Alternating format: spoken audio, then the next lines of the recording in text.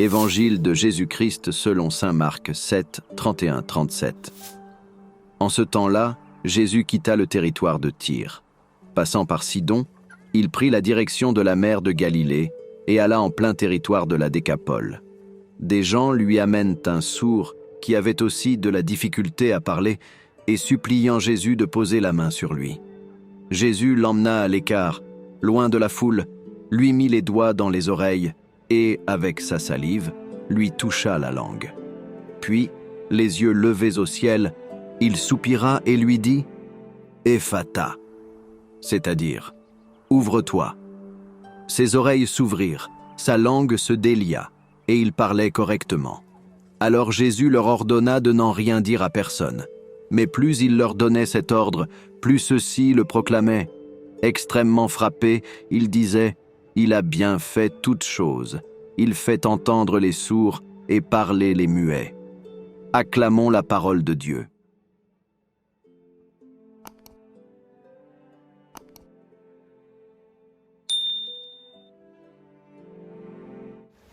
Il a osé. Jésus a osé faire le mur. Enfin, il a osé franchir la frontière pour s'aventurer en terre païenne, en terre étrangère. Aucun mur, aucune frontière ne résiste à l'amour de Dieu que Jésus apporte au monde. Ephata.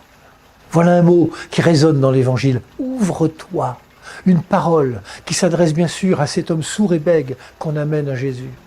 Une parole qui s'adresse aussi à nous aujourd'hui.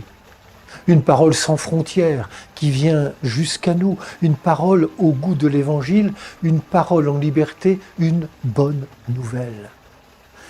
Il peut nous arriver d'accuser Dieu de mutisme et de surdité. Pourtant, là, en terre païenne, là où on ne l'attendait pas, Jésus va parler. Parler par le verbe, par des mots, ephata, parler par des gestes. Il pose la main, met son doigt dans les oreilles de cet homme, touche sa langue. Parler par tout son être. Il est le Verbe de Dieu, celui qui donne sens en ouvrant les humains à la vie que Dieu offre. En acceptant de prendre du temps avec cet homme, porteur de handicap, Jésus montre où sont ses priorités. Une moitié de son temps se passe à donner une parole qui délivre l'homme de l'illusion et du mensonge. La vérité vous rendra libre. Il enseigne l'urgence de l'amour. Et pour l'autre moitié de son temps, il signifie concrètement ce que veut dire le verbe aimer. Il va vers le souffrant, l'isolé, l'exclu, le mal-aimé. Et nous voilà avec lui, en Décapole, en territoire païen. C'est là qu'il nous montre que l'amour n'a pas de frontières, que le salut est universel. Jésus nous dit aujourd'hui, Ephata, ouvre-toi, ouvre ton cœur, rends-le accueillant, fais-moi confiance. Il ne dit pas au sourd-muet, convertis-toi, mais il lui offre les moyens d'avancer en le guérissant de son mal.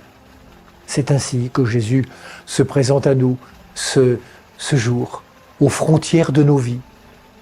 Il frappe à notre cœur. Pourra-t-il entrer ?